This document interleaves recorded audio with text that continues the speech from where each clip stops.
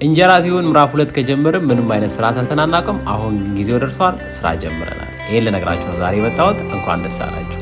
እንጀራ ቲዩብ ላይ እንግዲህ የተለያዩ መረጃዎችን ባለፉት ጊዜያት ውስጥ እናስተላልፍ እንደነበረ ታስታውሳላችሁ። የተለያዩ ጠቃሚ የሆኑ ነገሮችን ከአሳይለም ኬዝ ጋር ከመረጃ ጋር በተለያየ ሁኔታ ደግሞ ከሀገር ወጥተው ሰዎች በትምህርት በስራ በተለያዩ ነገሮች ላይ ራሳቸውን የተሻለ ቦታ ቢያደርሱበትን ጠቃሚ ነገር ስንሰራ ቆይተናል። አንደኛው ዛሬ የምነግራችሁ ነገር ምንድነው?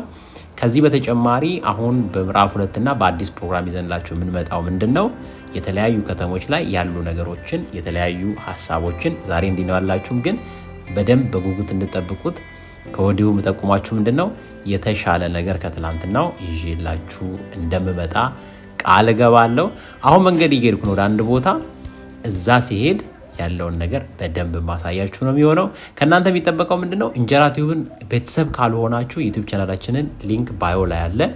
ባዮ ላይ ባለው ሊንክ እንጀራ ቲዩብን ቤተሰብ መሆን፣ ለሰዎች ሼር ማድረግ፣ የተለያዩ ነገሮች ሲኖሩ ደግሞ የምትሸለሙበትና የተለያየ ጉዳዮቻችሁን እኛ ራሳችን አብረን የምንሰራበት የፕሮግራም አዘጋጅቻለሁ። በዚህ ፕሮግራም ላይ እንግዲህ አብራችሁኝ እንድትሆኑ ከወዲሁ ጋብዛችኋለሁ። ለሁላችሁም መልካም ጊዜ